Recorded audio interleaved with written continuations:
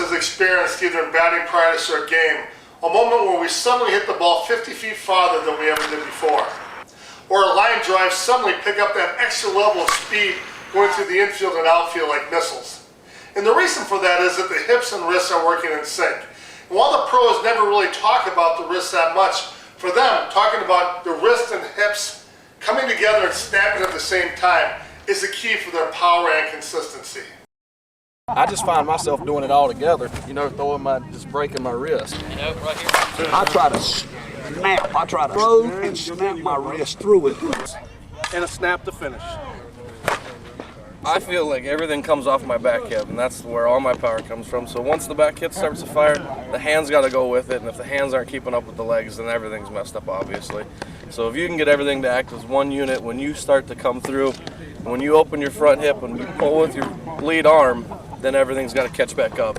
When I go out, the hands come up and back, and then I explode the hips. Ooh.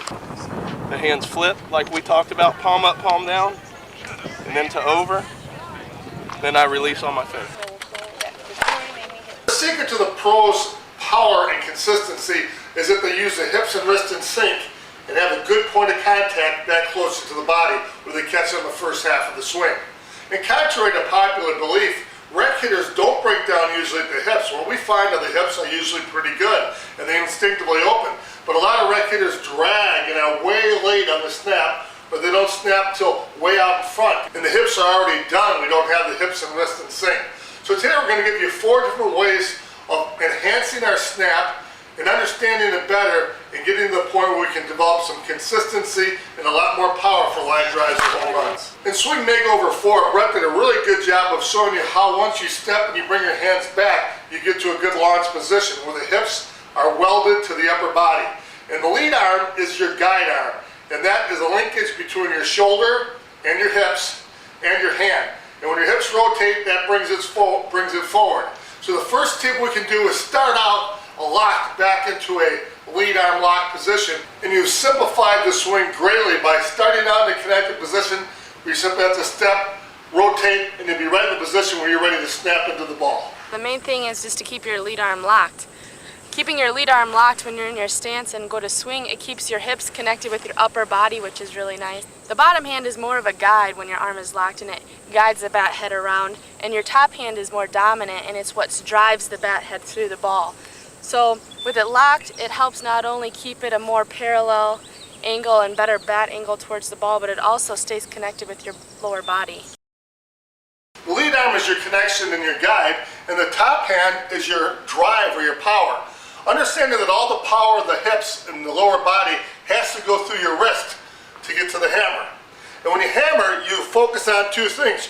Your lead wrist flexing, and you also focus on the head of the hammer hitting the nail. Those are the only 2 things you think about. Thus, when you grab a bat, and use the same analogy, you grab the top of the bat, that's the handle, and you hammer back and forth, flexing it back and forth, and you focus on the head of the bat. And you strike the part of the ball that you want to hammer hard.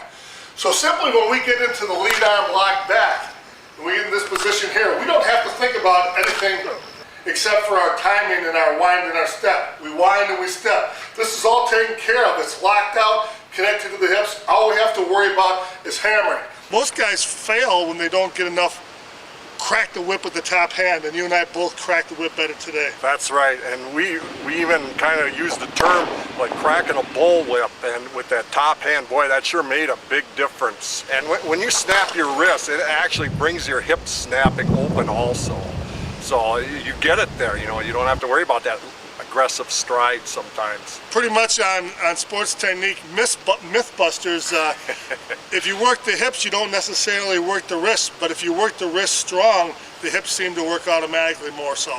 They sure do. It's a good tip. It's a good thing to practice. So we can simplify our swing again and get a lot better snap by focusing on hammering the bat head into the ball with our wrists. And you can hammer in a palm up position, more parallel, slightly up like this.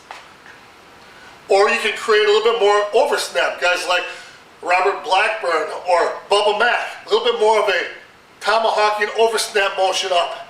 Either way you can work on, but to focus on simply getting a really Whack! Quick whack, just like cracking a bullwhip. Crack! You don't make it slow and easy on the hammering. You just wait and you crack it.